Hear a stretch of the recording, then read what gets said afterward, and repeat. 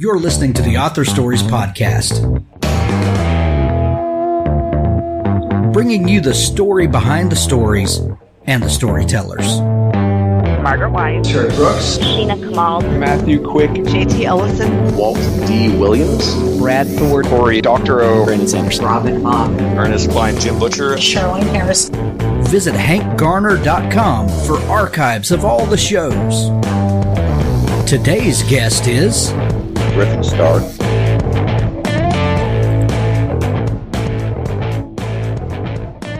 Well, thanks for joining me again for the Author Stories Podcast, where I bring you the story behind the stories and the storytellers. Today, I'm super excited to have Griffin Stark on the show with me today. Griffin has a fantastic new book out called Immortal Girls, and it's out available everywhere now. Welcome to the show, Griffin. Oh, thank you. Thank you. It's really an honor to be here. I got to tell you, being a relatively new author, I do my research very diligently, as I'm sure all authors do. And I did my research on the show and on you. And I got to tell you, the caliber of authors, that you've had on this show is just an absolute honor to be here. So thank you. Well, thank you. Thank you. I really appreciate that. We strive to have the best storytellers, so that we can all, learn from each other in this thing. So, yeah. Griffin, we begin each show with the same question, and, you know the question because you've done your research, but what is your first memory of wanting to be a writer or storyteller? Okay, well, this is actually, and I prepared this, so I hope I remember everything that I want to tell you and everybody that's listening right now, because this is actually a pretty cool story. I believe I was a born writer. I believe for me, writing it's not something that I want to do. It's something I have to do. There's actually a quote on my website that says, people always ask me, why do you write? And I always give them the same response. Why do you breathe? And, for me, and that being a calling, it's also a calling that I rather enjoy, and it's my number one passion. Writing has always been just something that I've loved, storytelling, making up things. When I was 7 years old in school, I realized that I was destined to be a professional writer or an author of some sort, because I got paid 25 cents per love note between the boys in my school. I'm not kidding. The boys in my school to the girls, and it was 25 cents a copy. And I got real popular. I had a Maxwell House, can full of quarters, and I thought I was the king. And it went from there. Okay. I'm going to stop you there for just a second, sure. Because I have never ranked these opening, question comments, but I think we might have to establish the Griffin Stark Award for stories. This is the best first question answer I think I've ever gotten. Oh, thank you. I'm just like, wow. Wow. You just made my entire century. In fact, my millennial. How's that? That's so funny. So funny. So, I'm telling you. So, but Gary, I didn't mean to interrupt you, but I had to say that. No. Are you kidding me? Interrupt me. And, you're the boss. Like I said, I'm living a new world right now, and I'm loving it. No, but and then, and when I was, growing up, I would never prepare book reports, and I'd always be kind of devious in the way where I'd see how far I can get. And if it was an oral book report, I'd go up there and I'd just start telling the story, and I'd always get an A+. The teacher would literally say, "Now you see how long Mr. Stark took to prepare his book report?" I'm thinking, yeah, about 30 seconds in my head as I'm walking from my chair up to the podium, type of thing. But I've always had that creative knack, as I'm sure, most authors have. You have that. And it's something that it's a calling. It's born inside you. And it's something that for me, basically writing is therapy. When I'm writing, I feel the most at peace than I do in my entire life. And, it's taken me most of my adult life to realize that this is, what I should be doing, in life. And, for instance, like with the Immortal Girls, I have people always ask me what my motivations are, what my motivations were to start this book. How did I get the idea? Well, part of it is I was bullied very badly as a child. And I was always the kid in class who'd be answering all the questions. I'm not trying to put myself on a pedestal at all. I'm really, really not. So please don't take it this way. But I have a very high IQ, and I've always been I'm a very smart kid. And other kids in school, sometimes I don't like that very much. And so I got bullied mercilessly because of it. And it got to the point where I even stopped asking questions. I mean, I stopped answering questions in school, so there would be no attention drawn on me. And so there's one thing I want to say, and because I know we're on a podcast too. If there's anyone listening that is in school right now in the same situation, you got to know that you're not alone, and you got to know that this too shall pass. You'll get through it. I got through it. You'll get through it. Trust me. If you need any help, you just write to my website. And we'll talk about that in a little bit if you'd like to, my Sheepdog movement. Oh, absolutely. Which is my anti-bullying movement. But anyway, so getting back to, the writing. So for me, unfortunately, as a child, I also had a double whammy because not only was I being bullied at school, but I was also being bullied by my parents at home. And I had a pretty interesting upbringing. And, let's just say that my parents weren't the nicest people to me because it was almost like they envied me, and they didn't like the fact that I was way smarter than them, and that caused problems. And so again, if there's any kids out there going through that, been there, and I'm with you. You're not alone. Once again, and it's interesting because I know I keep saying you're not alone, and that really is the main message. And we'll get to this obviously at some point during this conversation, but the main message of Immortal Girls is to all teenage girls, all tweens out there in the world, you're not alone. Whatever you're going through, you're not alone, and you got to remember that. And I think that that's one of the biggest problems, and we'll talk about that again, is with kids and doing the things that they're doing now, unfortunately. But anyway, so getting back to, my writing and how I got into it and that sort of thing. So imagine going to school and being bullied and going home and being bullied. You have absolutely zero escape as a child. And so the only escape I had was writing. I mean, and I look back at it, and if it wasn't for my writing, who knows what would have happened. But I credit writing with saving my life. Because whenever I would write, whether it be a short story, whether it be maybe a novel, or maybe whatever, even just a few pages, I would escape, and I would get into, the land that I was creating, or the story that, or the characters, or whatever it was, and I would be able to escape all the horror that was happening around me. And that's what I would do. I mean, most teenagers would be out there partying, or they'd be doing this or that, and I would never do that. I would always be in my bedroom, and I'd be writing, and I'd be writing and writing and writing, and and that lasted through my teens and then through college, and then I kind of lost my way as far as writing for a while, but then I got back to it. But I do credit that with, getting me through being bullied. And I always tell kids too, find that thing that it could be writing, it could be, it could be music, it could be anything. Put on a pair of headphones, whatever it is, but, that escape, that therapy. Everyone has that therapy that makes them feel good. For me, it's writing. And I'm sure for you and a lot of other writers, it is writing. Well, and you know how I feel. Oh yeah. And for so many people, writing, is it's something we do for entertainment. It's a fulfilling in a creative way because we are creative beings, and Yes. and those things are vitally important. And I'm not diminishing them in any way. But for some of us, the writing literally is a lifeline, and Yes. and that aspect gets overlooked sometimes. I think that it is, it like you said, it kind of becomes personal therapy. It becomes a way to escape the horrors of what's going on around us. And I think that's why we have to carefully use that word escapism sometimes, because it gets used in a derogatory manner sometimes. Well, this is just escapism, as if finding a happy place in the midst of turmoil is somehow a bad thing. So I love that it literally was a lifeline for you. Literally, and unfortunately for a lot of kids, they use drugs, they use alcohol. They'll hurt themselves. There are girls that cut themselves. I've met a few cutters out there. In fact, during the writing of Immortal Girls, I interviewed over 100 teenage girls. And the reason I did that is because I'm obviously not a teenage girl, but all joking aside, it was fascinating. I mean, the things that I learned about our youth and our youth culture is it's mind blowing to me. The things that they see, the things that they experience, what's important to them, what's not important to them, how they communicate. I mean, I asked these girls, and I would say to them, I would sit down at their kitchen table, parents would be in the living room, whatever. And, I'd say, look, I'm not your teacher. I'm not your parent, and I'm not your friend. I'm a guy who wants to learn about your life, who's writing a book. And that's all you got to look at me as right now. And they did. And they completely relaxed. And and I say, tell me about your daily life. What makes you cry? What makes you smile?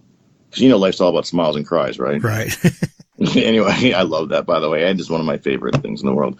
And I'd ask them these questions, and it's amazing how they'd open up, and, they would, tell me things that were, very important to them, that things that they wouldn't tell their friends, but I would always tell them, don't tell me anything you wouldn't tell me your parents.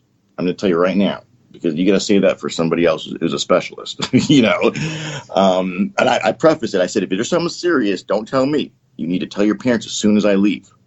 And that's what I was, because, you got to be careful. These are kids, in fact, the human brain, interestingly enough, does not develop fully until age 30. Right. So anyway, you and I could be on. Yeah. I think we're in that for a while, which is going to be great. Yeah.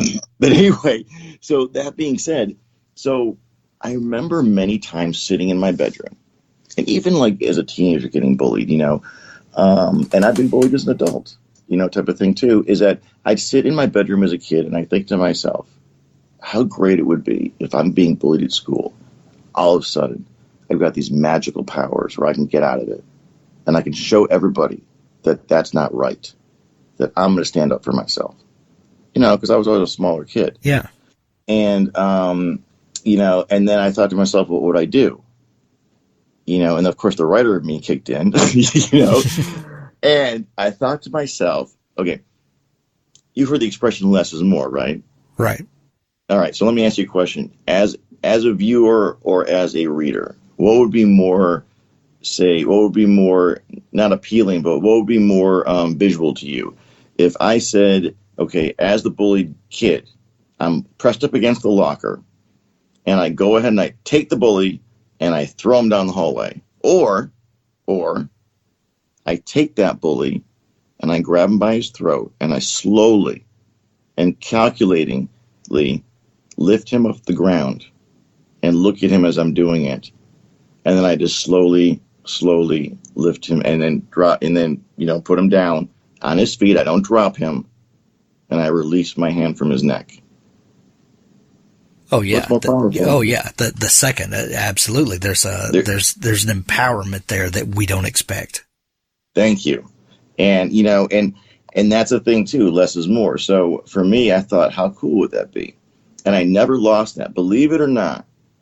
All these years, I never lost that. For once in a while, I would think about it, and I just wrote things down. And then finally, I would say it was back in 2013. For some reason, during that time period, 2013, 2014, there seemed to be a lot of teen suicides. All I kept hearing about, reading about, online is, this teenager killed herself and hung herself, and this one shot her, because they're being bullied in school. And every time I'd read one of those articles, I would just relive it again. And I would just absolutely cringe, and I'd say, I'm as an adult, I have to do something about this.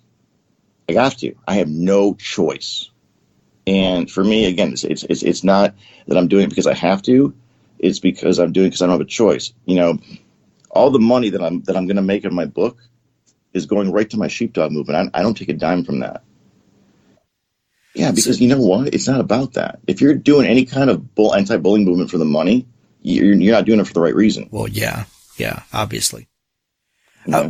Where does this empathy come from for this particular group of kids? Why do the plight of teenage girls? Why does that matter to you so much?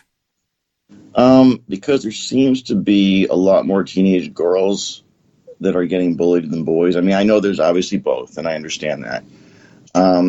But, it just seems like the ones that are killing themselves are the girls, not necessarily the boys as much. And the boys are, don't get me wrong. But it just seems like it's almost like an epidemic. It's starting to become an epidemic, and I've been there. I know how they feel. And it is horrible to, as a teenager, to know that you have to go home and get bullied, or go to school and get bullied, and you're sitting around with that rock, that absolute horrible feeling inside your stomach all day long, and it almost killed me, but it didn't. And I'm here to show other kids, teenagers, that I've been through it not only at school, but at home. And it didn't kill me. So it doesn't have to kill you. It doesn't have to kill you. You know what I'm saying? It's, and then what I do is I tell them all the things they're going to miss out on. Really, I say, really? You want to go to college one day? Yeah. Well, if you kill yourself, you ain't going to college. You want to get married one day and have kids? Yeah. Well, guess what else is not going to happen? And then and all of a sudden the light goes off in their head. And they're like, oh, wow. Yeah. And I always say, it's a finite amount of time in your life. It doesn't seem like it, because people don't realize, these adults and these therapists and these teachers don't realize that this is these kids' world. They don't realize this is only 4 years or only 2 years or whatever it is. Like exactly. we do. Exactly. This is their world. They don't see anything past this. Exactly. So go ahead. This is a subject you're obviously passionate about, and something that means a great deal to you personally. How did the idea for a novel to kind of bolster this movement and to really get your ideas across? What was the genesis for the novel based on these feelings you have? The genesis of the novel would be when I was a kid sitting in my room, writing stories and wishing I could blast through the roof of my parents' house, like a superhero. But I was never really fond of the outfits. That was like the tights or anything like that, Yeah. So We like to keep our underwear on the inside. Yeah. I kind of like my underoos, and I tried it a couple times as a kid. It didn't look too good, unfortunately. Right. I had the cape and, the whole nine. So, but trust me, I was a very creative kid. But in fact, you want to hear a quick story that'll make you laugh, talking about creativity? All right. So when I was like 6 years old, I grew up in Detroit, Michigan. And, in the wintertime, you get a lot of snow there. And my father got angry at me about God knows what. I can't remember what it was. Obviously, it was a ton of time ago. But my punishment was to go out and shovel the driveway. Now, at this time, we had a bunch of snow. So it's like 2 feet of snow on the driveway, right? And I was like, how am I going to do that? He said, well, go figure it out. You're a smart boy. So I went out there, and I'm not even kidding around. Hand to God, all right? This plow truck is coming down the street. Those pickup trucks with a big plow in front of it. Right. And I waved him down, and he stopped. And I said, hey. He goes, are you okay? I said, yeah, I'm fine. I live right here. He said, what's wrong? And I said, well, my father's punished me for something stupid.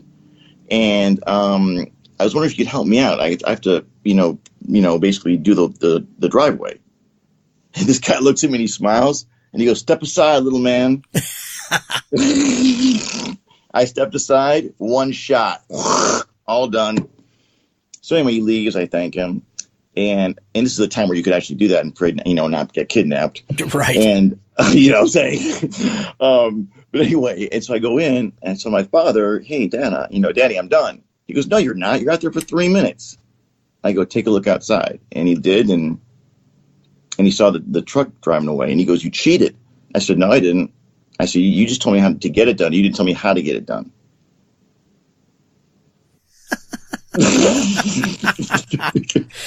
Man. But anyway, so you were reading too much Mark Twain as a kid.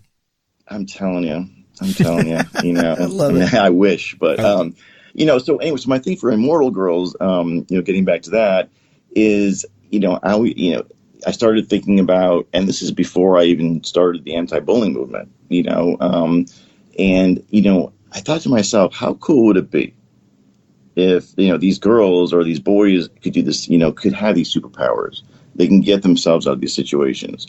And then, of course, things started snowballing, and I started writing and storyboarding. And, the book started off in its first inception. In fact, I don't know if you know this, but I actually rewrote the book 38 times. Yeah. Oh, yeah. when I first started writing the book, it was called Rachel, right? And it had 7 characters. The problem with 7 characters, leads, girls, it's like trying to herd cats. Yeah, I can imagine. And you know when I knew I had to cut it down to 5 is when I wrote 25 pages and totally forgot about one of them. It happens. I know. It totally does. Yeah. And I thought to myself, you know what? Okay, yeah, I need to cut it down. And the reason I did 7 at first because of 7 continents of the earth. Gotcha. And then 5 just seemed like a good number. I don't know. So I cut it down to 5, and I decided them to be girls because I don't know. For me, it just felt right. And that's the kind of writer I am. I'm sure you do. We go by our gut. If it feels right, we write it. Type of thing. And girls, I guess maybe because girls were the ones really, killing themselves at that point when I started writing the book. And, I wanted to write a book about girl power to show girls, young girls, that, you know what, that you can overcome. Because each of the characters in this book, each of the characters in their backstories overcomes horrible adversity and then they become an immortal girl. Yeah. And that really, and the thing about the girls too, is that they're each different. Like Rachel is different than Skylar and Caitlin. And then, you got Beth and Bethany, who are twins. And, when I first started writing it, it's interesting because when it was called Rachel, it was really violent. It was a lot more adult than YA. And so a friend of mine came over and read the first 60 pages when I first started writing the book. And she said to me, you know what? She goes, who's your audience? I said, oh, it's YA. She goes, no, it's not. I said, okay. And she goes, you might want to read this again tonight and tell me what you think. And I did. And she was right. It was just too bloody. And the girls were just absolutely, yeah. And they were just brutal, savage killers. And they were immortal, by the way. So they were unstoppable. You know what I'm saying? That's one of the problems that writers have, though, when you get too inside your head and the story, is just going one way. And then sometimes you need that outside voice to go, maybe we should dial this back just a little bit. And then all of a sudden everything comes into focus, doesn't it? So true. It's so true. And you have those aha moments, right. Which as writers are the best, aren't they? They are. Absolutely. It's the aha moment where it's almost like, you're given the key to open the door to to press the gas all the way to the floor, as far as like your creative juices and like just the creativity flowing on, that sort of thing. So, when I started writing it, I wanted to do something that's never been done before.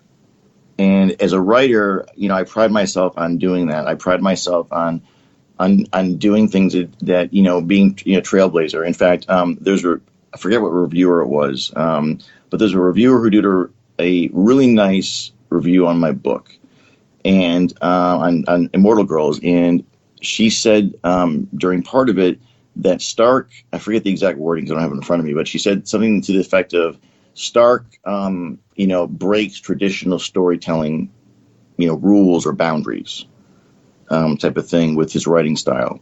And she also called it refreshing. Now, between you and I, when a book critic, because we know how hard they can be, when they say refreshing, that's like you just won the Academy Award for Best Actor or Best Screenplay or whatever it is, or Best Picture, type of thing.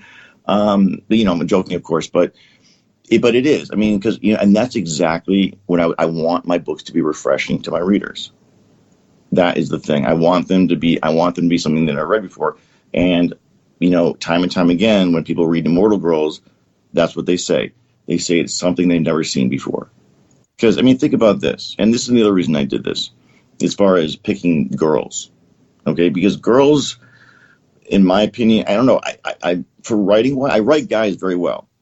But I write girls very sympathetically, and I write them very well as well. And girls was something that I wasn't as good as writing as guys, because obviously, we're guys, so we write guys naturally, right? But as girls, we don't. So I really wanted to learn that genre, and then I got into it, and I started to love it, and so I was like, you know what, this is my genre, right here, YA. Because I do include because the guys are villains. in the story. So I do include a lot of guys, but the story really is about the girls. So think about this. If you're like, say you're a 15-year-old girl. All right. Just put yourself in the head just for 1 second of a 15-year-old girl. And I come to you and say, hey, guess what? Guess what, man? This is what's going to happen. You're going to drink this water. And after you do, you're going to pass out, fall asleep, whatever it is. When you wake up, you're going to be 18 years old.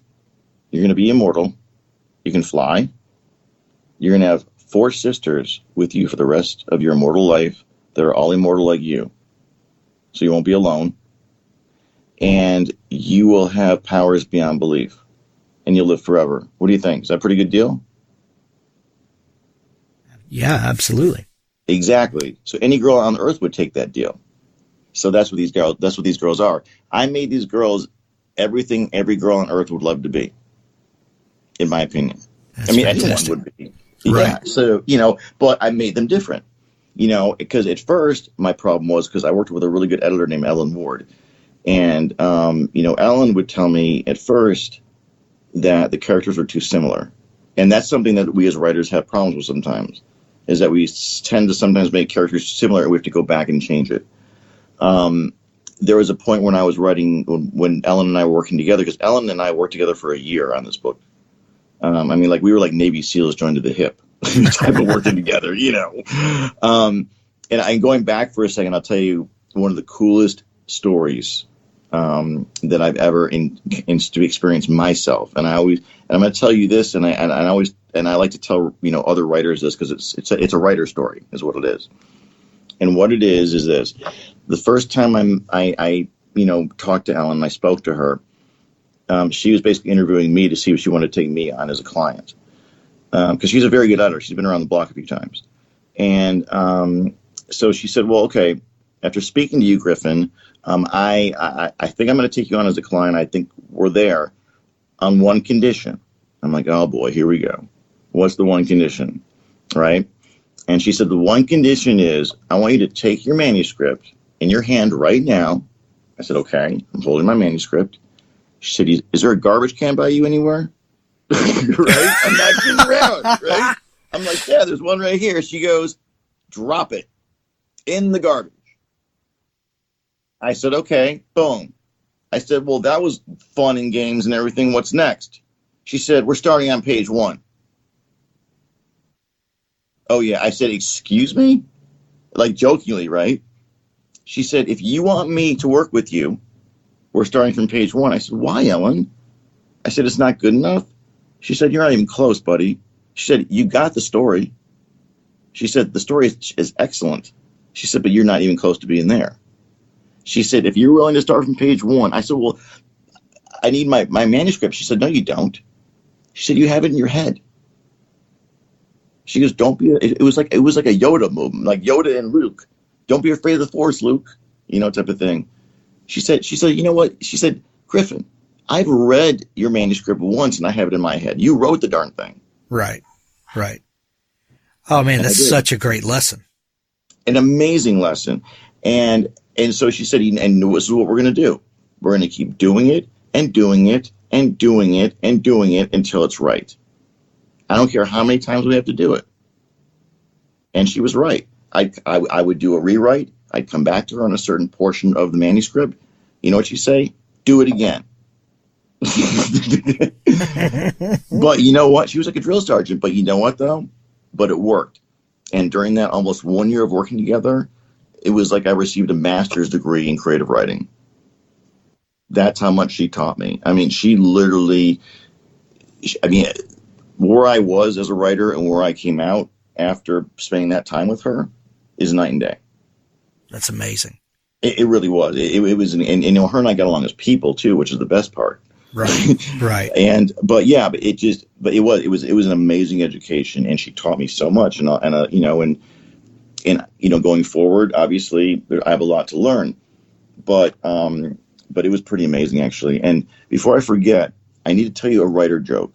Okay. Because I've done a few interviews and I've never been able to tell this joke, but I'm telling this joke to you. You're the first, by the way. I'm your best opening. You're the first journalist I've ever told this joke to. Okay. You ready? Lay it on me. This is a writer joke, and it's clean. This is the best part. Okay? All right. All right. So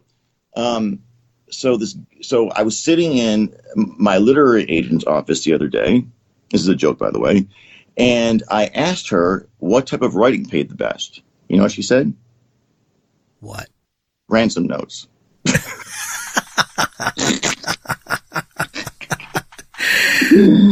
Which I feel like we're following a similar theme from your first paying gig. Oh, exactly. Yeah. That's so note. fun. I'm telling you. I said, you know what? Can you get me a gig doing that? She goes, yeah, okay, I can get you a gig doing that. And then you're going to go to jail. Right. You want that, Griffin? I said, nah. I wouldn't do very well in jail, I don't think. That's right.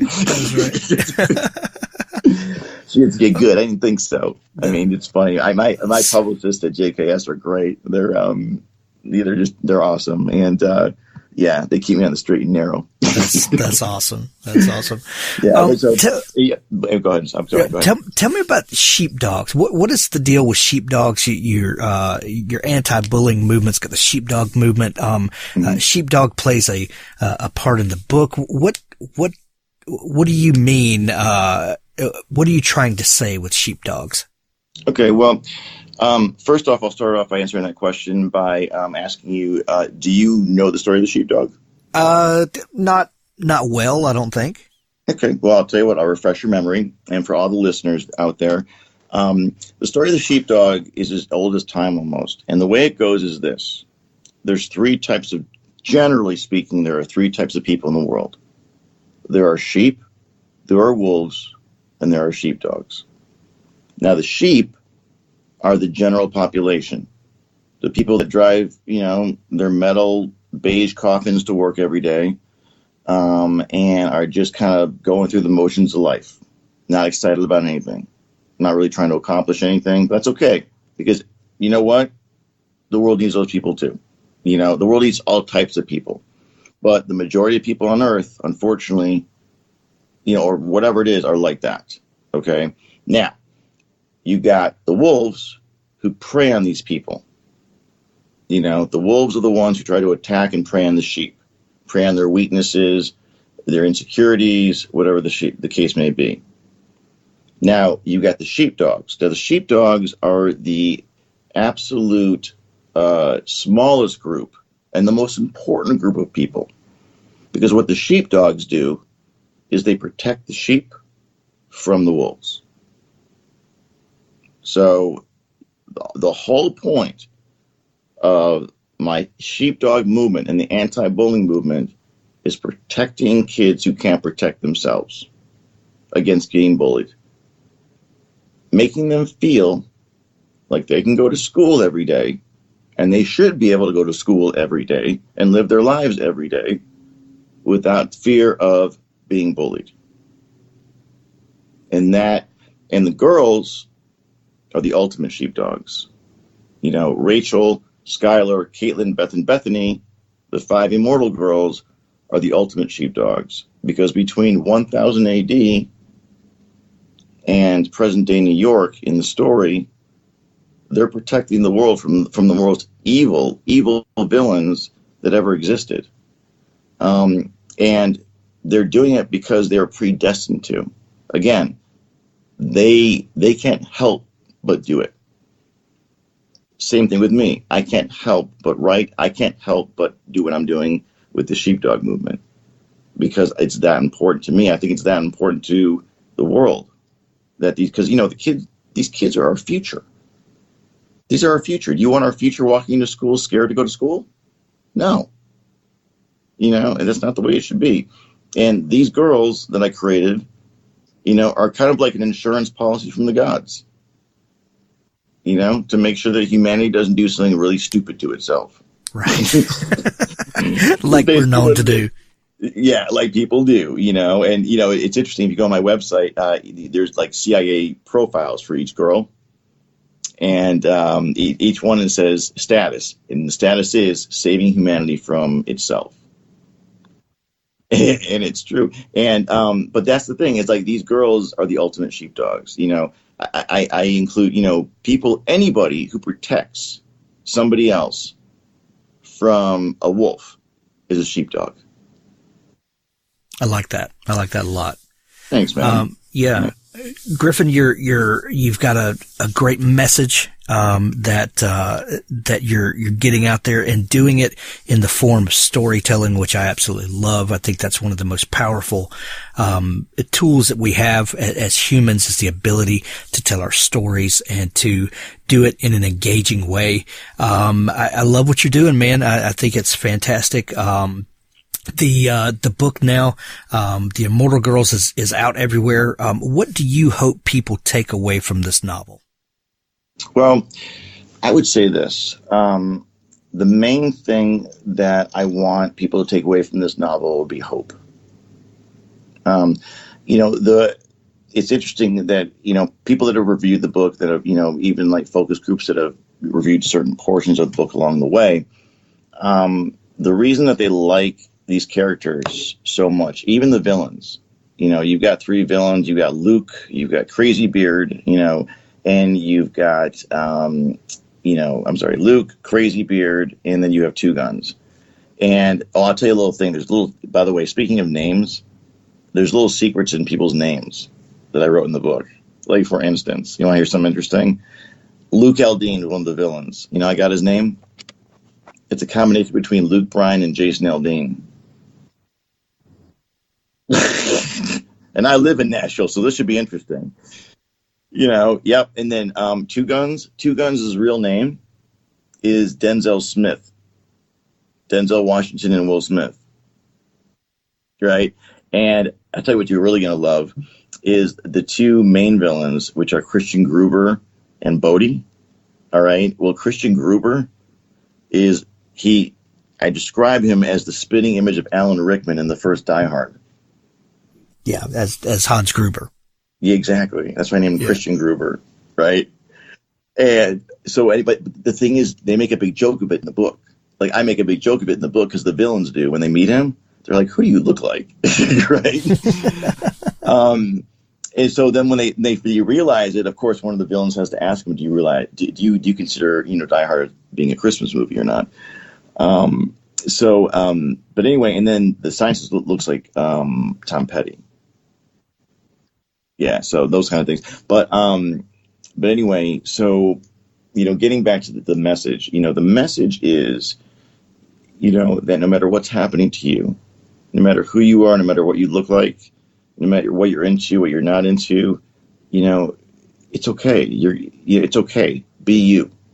The message is that there's hope, there's redemption, and the reason people like my villains, the reason people like the female characters, all the characters really, is because all the characters have redeeming qualities in them.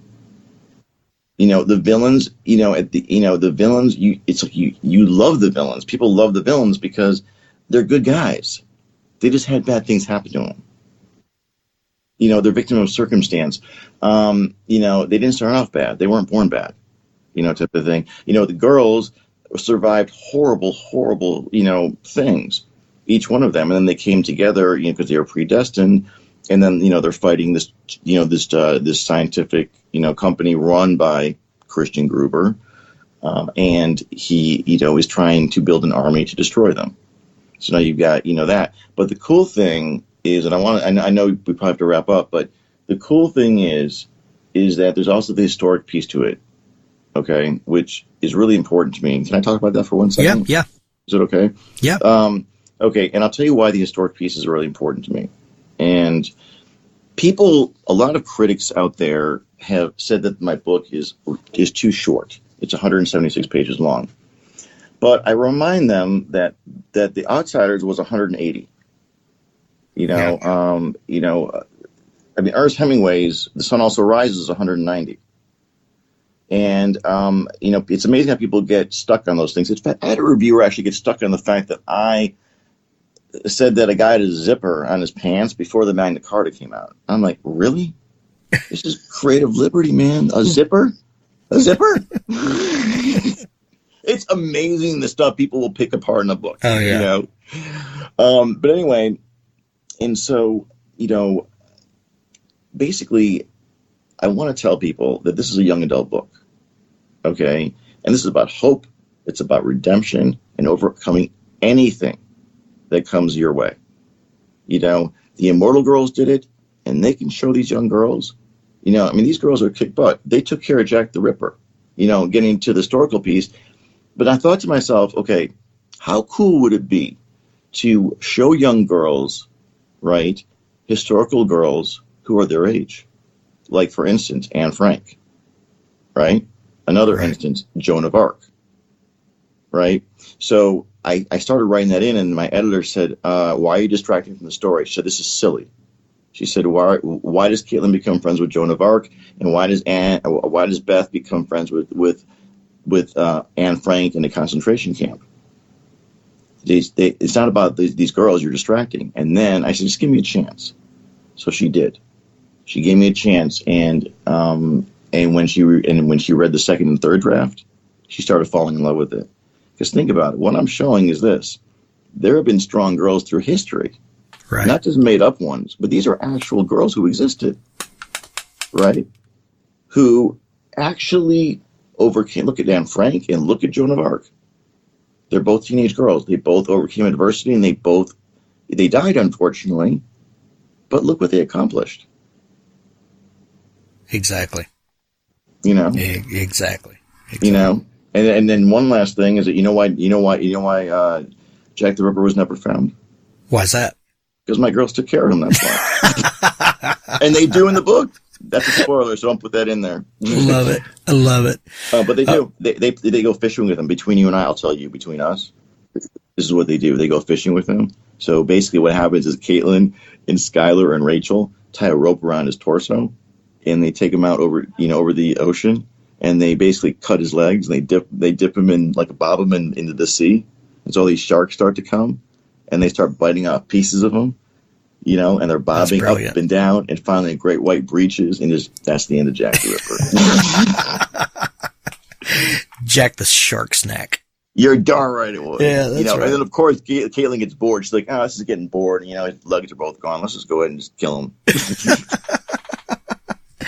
That's great. Griffin, if people want to connect with you online and learn more about what you're doing and your Sheepdog movement and more about the book, where can they find you?